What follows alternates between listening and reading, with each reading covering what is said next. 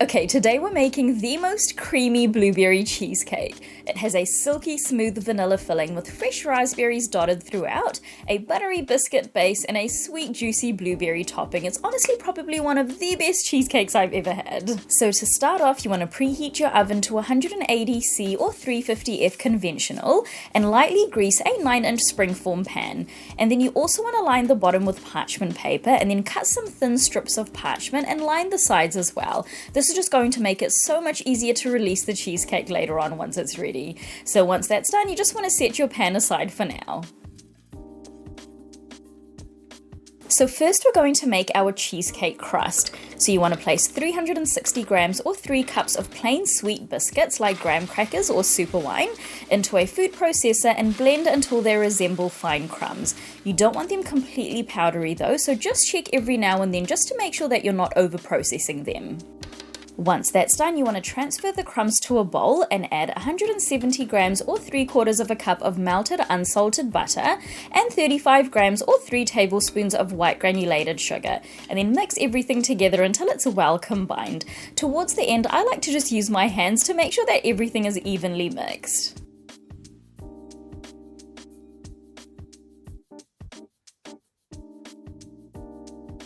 Now next we're going to build the crust. So the way that I like to ensure that I have a nice even crust is to place about 2/3 of the crumbs into the cake pan, spread them out to the edges, and then use a straight edged cup to push the crumbs up the sides of the cake tin. You want it to be relatively high, leaving a bit of a gap at the top.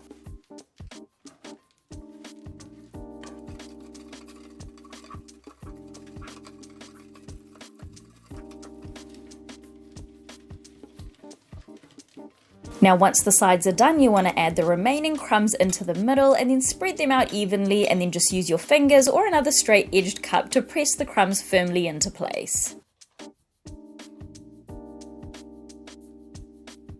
So once the crust is assembled, you now want to bake it for 8 minutes, and then once that's done, just remove it from the oven and set it aside to cool. Now you want to reduce your oven temperature to 160°C or 320°F conventional, and now we're going to move on to the cheesecake filling. So in a large bowl, add 680 grams or 3 cups of room temperature cream cheese, and using a hand or stand mixer on a low to medium speed, mix just until smooth and creamy. Try not to overmix because too much air can cause cracking later on. Cheesecake fillings typically rely on gentle mixing to kind of have that nice, smooth, dense texture. Next, add 11 grams or 1.5 tablespoons of all-purpose flour and mix again on a low speed just until combined.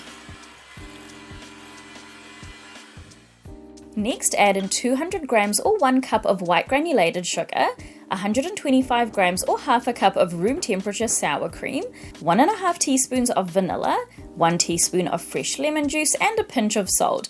And then again mix on a low speed just until everything is combined and smooth. Next, add 3 large room temperature eggs one at a time, mixing each egg on a low speed until just combined before adding in the next. Again, you do not want to overmix.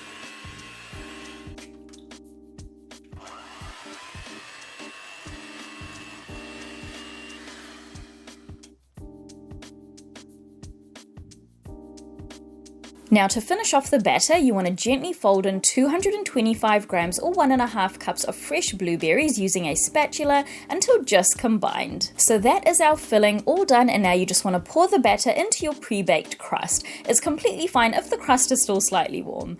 Now you just want to give the cake pan a gentle shake to level out the batter. So once that's done, the cheesecake is ready to go into the oven, and you want to place the springform pan onto a baking tray just in case there are any leaks. It's just going to save you from having to clean your oven later on. So you want to go ahead and bake for about 65 minutes or until the top looks set but the center still has a wobble to it.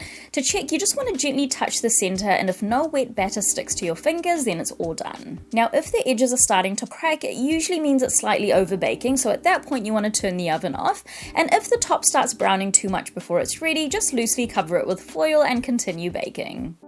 So once the cheesecake is baked, you want to turn the oven off and let the cheesecake cool in the oven for 30 minutes with the door closed, and then slightly open the oven door and let it cool for another hour.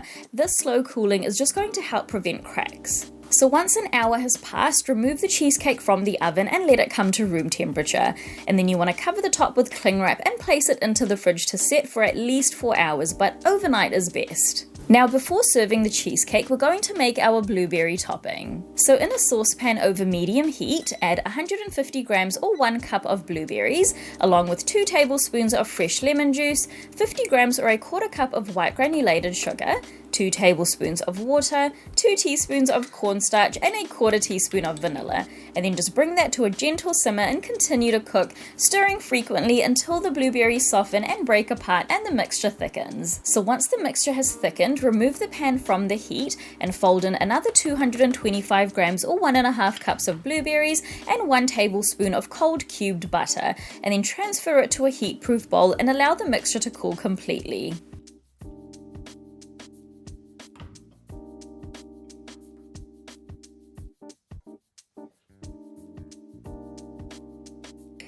So once the cheesecake is fully set and ready to serve, you want to carefully remove the sides of the springform pan and peel away the parchment paper. You then want to carefully release the bottom as well and peel away the parchment from the bottom, and then transfer the cheesecake to your serving plate or cake stand.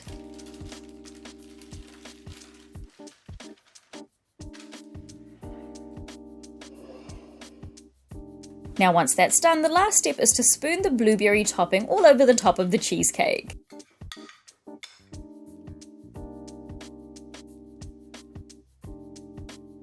Okay, so that is our cheesecake all done and ready to slice, serve, and enjoy.